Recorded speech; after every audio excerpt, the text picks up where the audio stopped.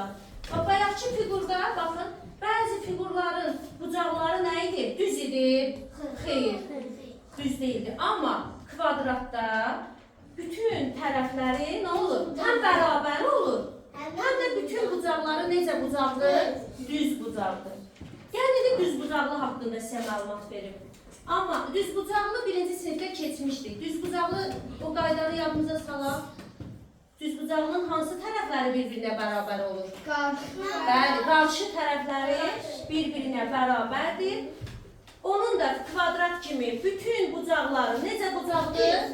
Düz bucaqdır. Həm o şeylər bərabər. Bəli, kvadratda bütün tərəflər bərabərdir. Amma düz bucaqlıqda qarşı tərəflər. Baxın, bu uzunluqla bu uzunluq bir-birinə bərabərdir. Yan tərəflər də bir-birinə nədir? Bərabərdir. Kvadratla düz bucaqlıq fərqini bilirsiniz. İndi gəlin baxaq romba. Romb nədir uşaqlar?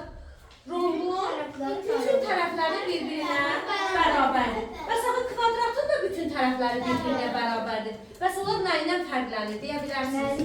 Əlinizi qaldırın. Xalid dur de. Onlar bir-birindən nə ilə fərqlənir? Bax, kvadratda da yazılıb bütün tərəfləri bərabərdir. Romda da yazılıb bütün tərəfləri bərabərdir. Bəs nə ilə fərqlənir? Əyridir. Başqa daha doğru kim deyər? De buyurmadınlar. Əlimizi qaldırın. Orada kvadratın içine belə şey qoyuyorum. Onda Daha aydın kim ifadə edər? Buyur deməkdir. çünkü onun bucaqları itidir. Bəli, hansının bucaqları itidir?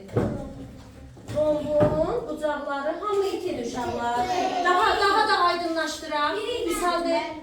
Ben onun kvadratın bütün bucaqları düz bucaqlıdır ama romda bütün bucaqlar düz bucaqlıdır. Düz